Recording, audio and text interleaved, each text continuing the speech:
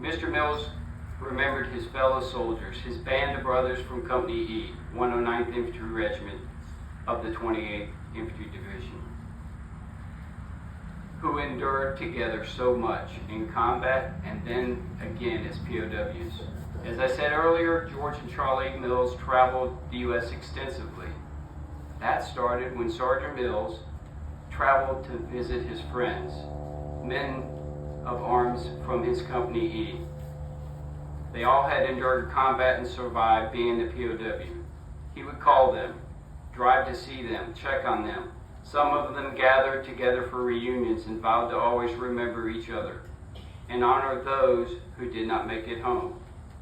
They stayed in touch and vowed to always remember. Mr. Mills told me a profound story about one of his fellow soldiers and POWs that did not make it home.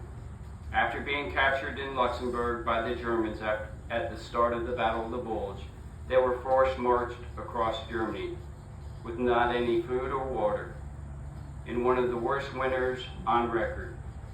Almost 4 months later, they were on the Polish-German-Czechoslovakia border in Stalag 8A. And they had just marched into the compound as the sun was setting. One of his fellow soldiers did not make it and died as soon as they arrived. Mr. Mills and several of his buddies asked the German guards if they could bury the soldier properly. They granted them their request, and Mr. Mills and his buddies, all night long, after marching 4 months without food or water, dug a grave in the frozen ground. As the sun was coming up and they just finished their task, one of the German guards was a bugler and was so impressed that he played for them a German soldier playing the U.S. bugle call of taps. And that is why Mr. Mills held taps in such high regard as a way to honor and remember.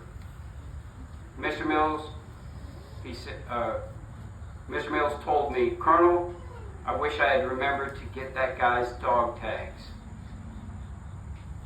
I would have visited his family to let them know that their son, how he died, and he was buried with honor." That was Mr. Mills. Number 3, be grateful for what you have and help others in need along the way.